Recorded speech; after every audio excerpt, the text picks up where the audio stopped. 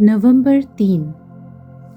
हमारे प्रतिदिन की रोटी मिनिस्ट्रीज की ओर से आप सभी को नमस्कार। आज के हमारे संदेश का शीर्षक है पुत्र के प्रकाश को प्रतिबिंबित करना, सोचिल डिक्सन की ओर से। पवित्र शास्त्र का भाग मत्ती रचित सुसमाचार 5वां अध्याय 14 से लेके 16 आयत तक। तुम जगत की ज्योति हो। जो नगर पहाड़ पर बसा हुआ है वह छिप नहीं सकता, और लोग दिया जलाकर पैमाने के नीचे नहीं परंतु दीवट पर रखते हैं, तब उससे घर के सब लोगों को प्रकाश पहुंचता है। उसी प्रकार तुम्हारा उजियाला मनुष्यों के सामने ऐसा चमके कि वे तुम्हारे भले कामों को देखकर तुम्हारे पिता की जो स्वर्ग में है बढ़ाई करें। आज का मुख्य वचन है मत्ती 5:14। तुम जगत की ज्योति हो। मेरी माँ से मेरा झगड़ा होने के बाद उन्होंने मुझे घर से 1 घंटे की दूरी पर मिलने को सहमत हुई।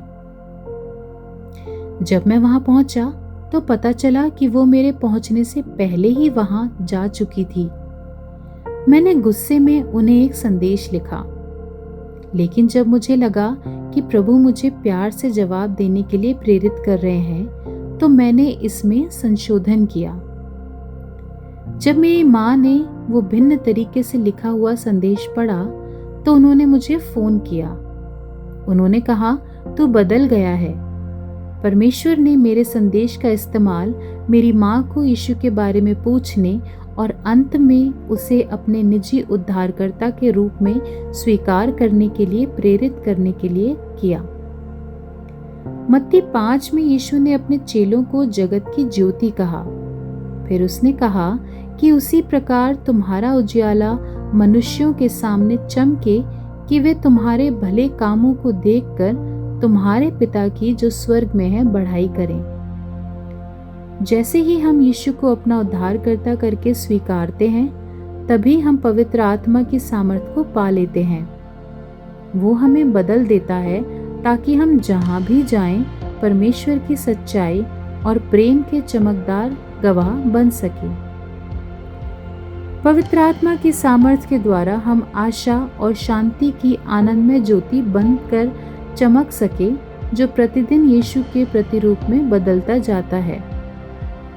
ऐसे में हमें जो भी भला काम करते हैं वो धन्यवाद स्वरूप आराधना में बदलता जाता है, जो दूसरों को आकर्षक लगती है और जीवन विश्वास के रूप में देखी जा सकती है। पवित्र आत्मा को समर्पित होकर पुत्र यीशु की ज्योति को प्रतिबिंबित करते हुए हम पिता को आदर पहुंचा सकते हैं। आपने कब देखा है कि यीशु का प्रकाश किसी दूसरे व्यक्ति में चमक रहा है, और किसी और के अच्छे कामों ने आपको परमेश्वर की स्तुति करने के लिए कैसे प्रेरित किया है? प्रिय यीशु, कृपया अपने प्रेम का जीवंत प्रकाश मेरे जीवन में और मेरे माध्यम से चमकाएं, ताकि मैं पिता को सम्मान दे सकूं और दूसरों को आप पर भरोसा रखने के लिए प्रोत्साहित कर सकूं। आमीन।